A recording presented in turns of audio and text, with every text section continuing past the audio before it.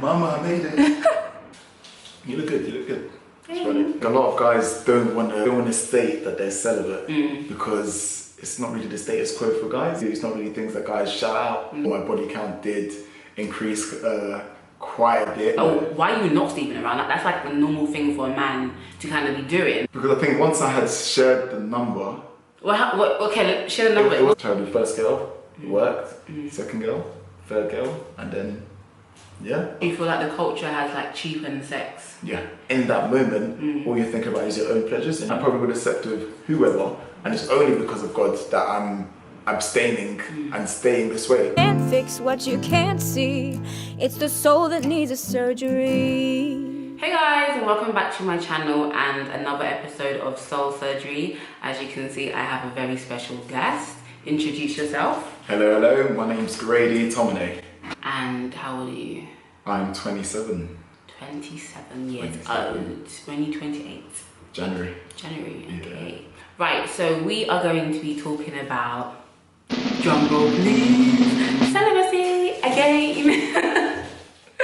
I kind of just wanted to kind of continue the conversation about celibacy. I know it's a hot topic just in life in general, and I feel like there's a lot of women practicing celibacy, but we're just like, where are the men to match these women that are waiting? Why are we waiting? Like, we don't actually know men that practice celibacy, so I wanted to present to you a celibate man. So basically I asked like on Snapchat this morning, like, what do you guys want to know from GRADI? And I've got a few questions, but I kind of want to just talk very freely, just keep it real and honest. That's what my channel is about.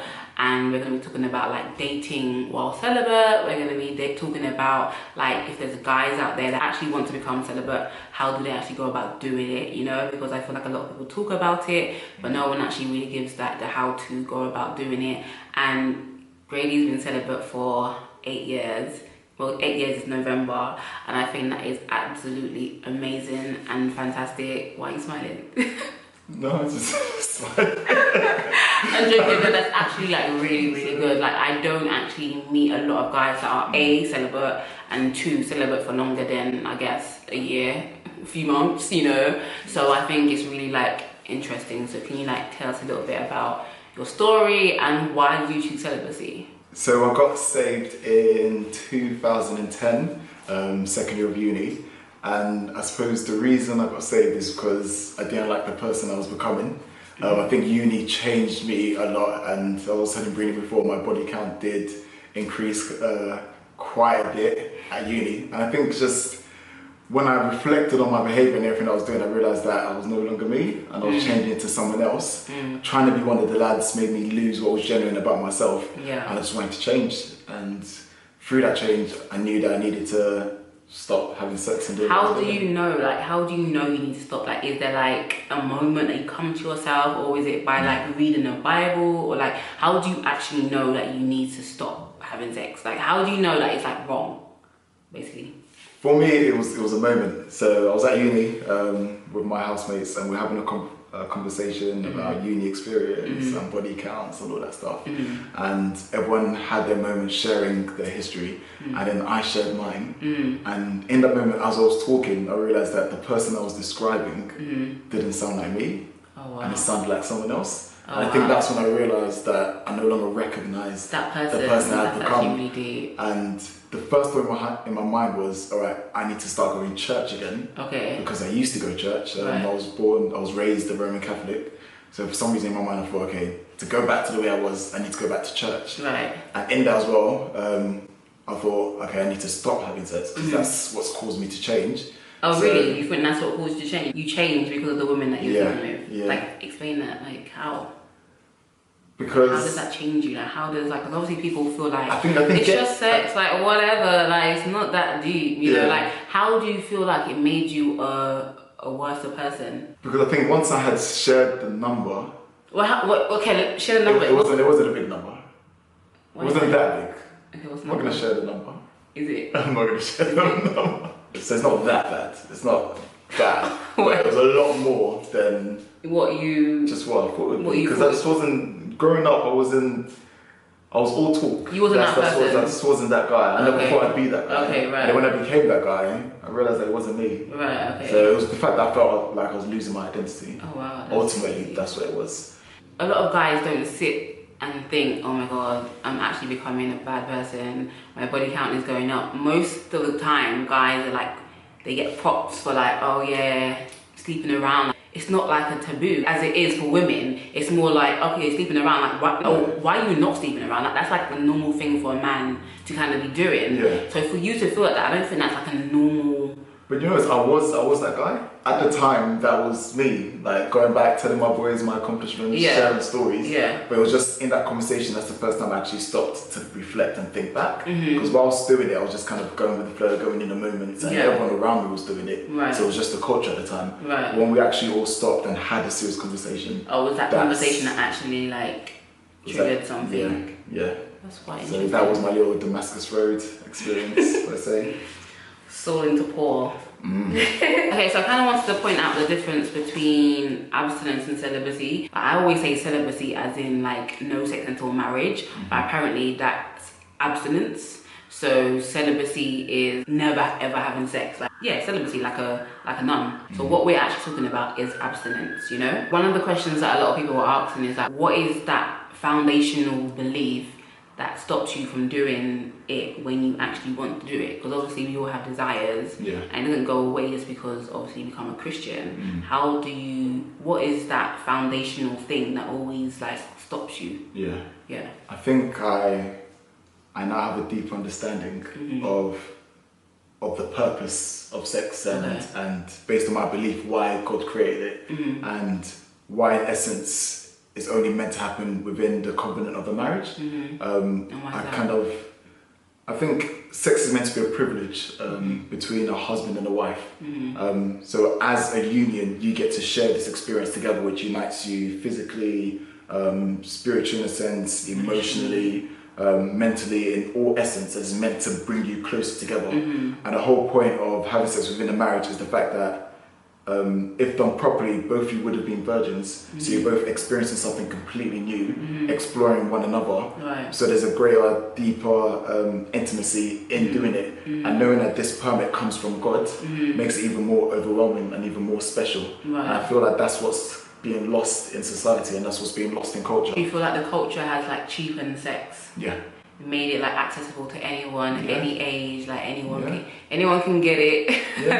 It's just like so cheap, and I feel like what you're saying is so true. Like, sex was designed to be a holy thing, not just to be like, oh, whatever, like whole like one night stands and stuff. The only time that kind of really happened was like if the woman was a prostitute. That was the only one night stand in the Bible, you know, or if a guy was committing adultery. And the Bible talks about adultery because each man had his own wife. You're either a virgin or you're married in the Old Testament. I think we've kind of really like blurred the lines in the culture. Like, can you describe the university experience when it comes to like sex? Because I know a lot of people go away to university and they're like out here, they're free, they've constantly got a free yard. It's basically a level of independence.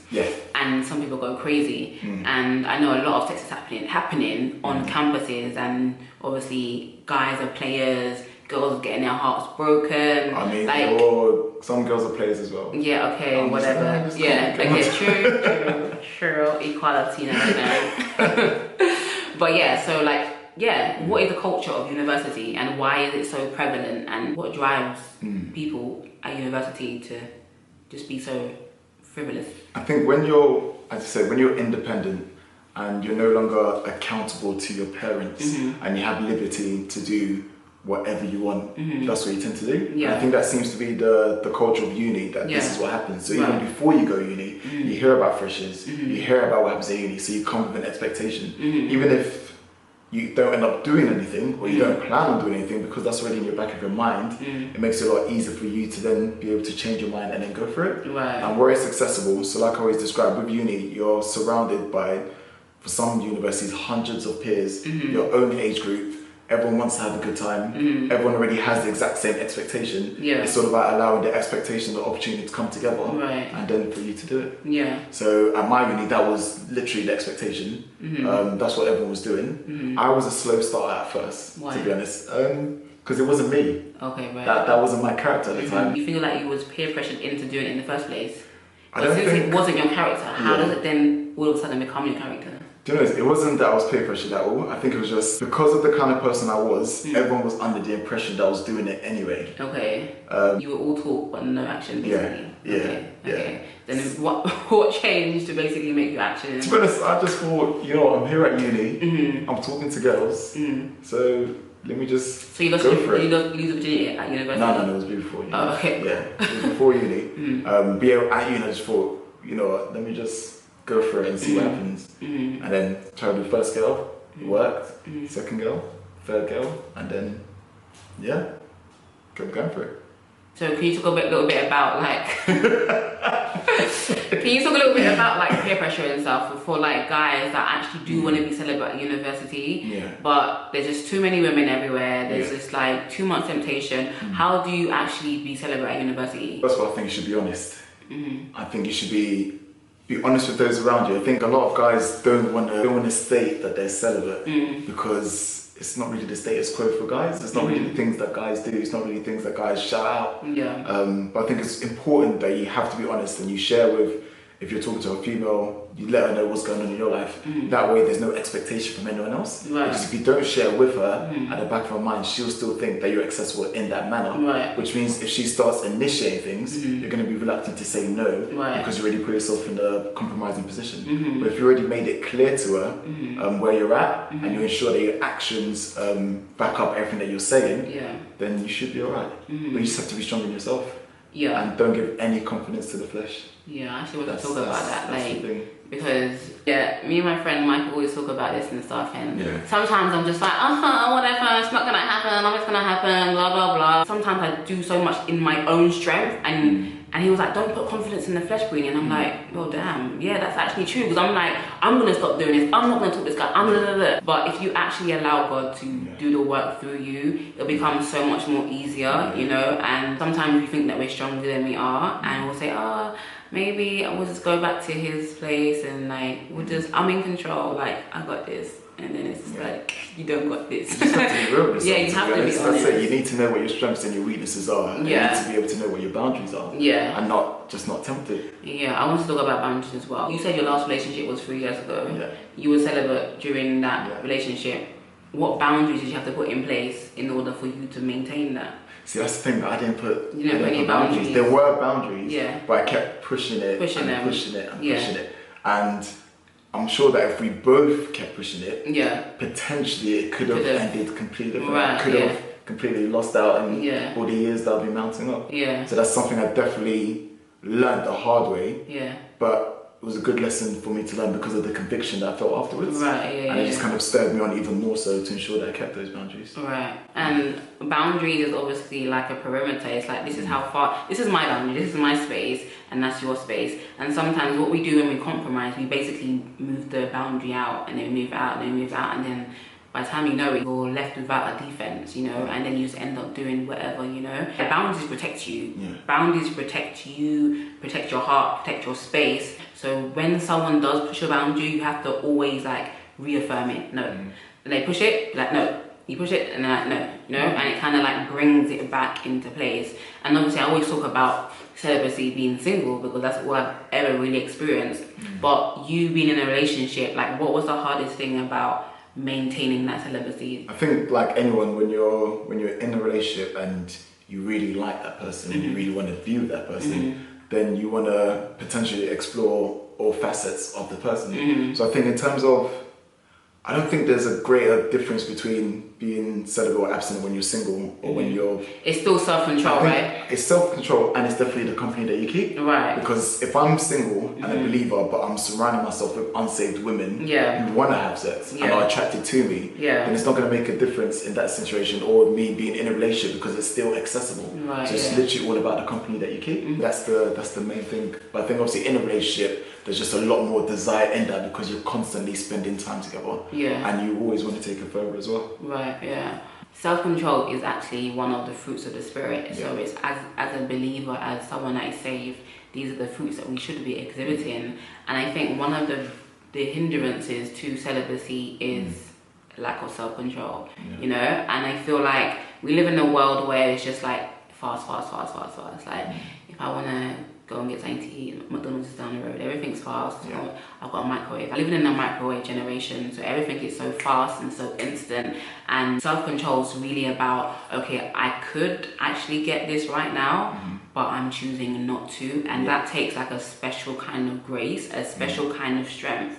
Like literally deny your flesh, because like the desires will never go away, but you just learn to master it and don't allow it to master you, you know. And I think a lot of us don't have self-control, and we don't want to have self-control. We want to get what we can get now, ASAP Rocky. And I feel like fasting really helps you to delay gratification. Even fasting from social media, fasting from speaking to this person, fasting from food, it all kind of adds to your self-control and your willpower, I guess. What do you think? No, I completely agree, but I think just being aware of your triggers as well. Yeah. So I know the one thing that I had to do earlier on in my walk is kind of break down the steps as to how I get myself into those situations. That way, when I knew I was kind of coming close to a step, I can internally give myself a warning. Right. I think when you're in the flow, you're not really thinking about you know, what's going to happen next. You're not thinking about the future, how you're going to be feeling, what convictions, what people are going to say. You're just living in the moment. And like you're saying, we're part of this fast right now generation. So as much as you may love God and as much as you may want to do his will and seek after Christ, in that moment, all you're thinking about is your own pleasures and your own desires. And I think being able to identify your triggers and your steps getting there will allow you to kind of stop and intervene where you need to. To be honest, they're natural desires, and it's fine because it's God-given desires. So if you have a high or low sex drive, that's great and that's perfect, especially in the context of a marriage. But whilst you're single, you do need to learn how to discipline yourself and how to hold yourself back. Yeah, because in one of my videos, somebody said, like, why do you talk about sex like it's a bad thing? And I never talk about sex like it's a bad thing. It's all about context. And it's all about the context in which it was created. Everything has a purpose. The chair that I'm sitting on now has a purpose, and it also has a creator. So if I wanted to know what the purpose of the thing was, I'll go back to the original design of it. I'll go back to the creator that actually tells me this is what it's for. So if I'm asking God, what is the purpose of sex? And God is telling me the purpose of sex is to be enjoyed within the confines of a marriage. That is what I'm going to want to do. Do you know what I mean? And obviously, I'm gonna have sex one day. He's gonna have sex one day. Do you know what I mean? But it's gonna be in it.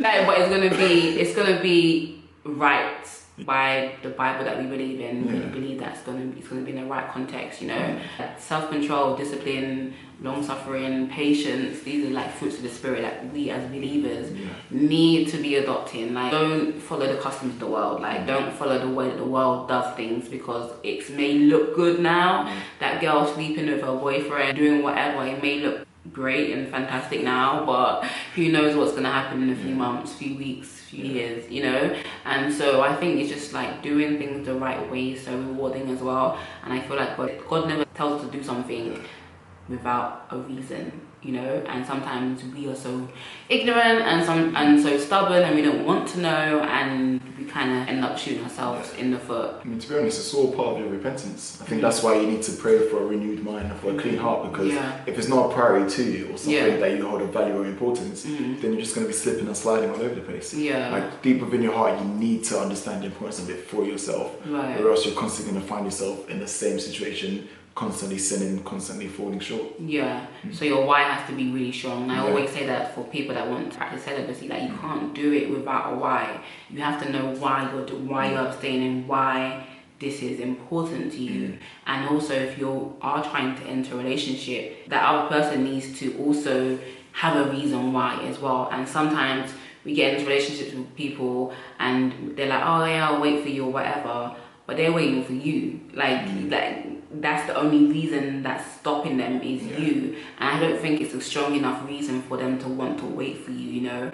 And I feel like if you have your convictions which are spiritual and they have their convictions which are spiritual, it's a lot more stronger than if it's just you saying, oh yeah, I'm not gonna have sex, sometimes people are scared to let go. It's that whole idea of being in a relationship with someone, them wanting to have sex, you not wanting to, and you can either give in and keep them, or do men get emotionally attached after sex? Someone said, ask him, does he masturbate? I mean, my question is, would he date a girl that is not celibate? No. What's the hardest thing about being celibate? What do you do then when you fall? It's better to burn for a few years than to burn for eternity. How was he keeping himself from temptation and all these half-naked girls? Cheers, yo. Do you know what? Sometimes it's not really a thing. scripture. I think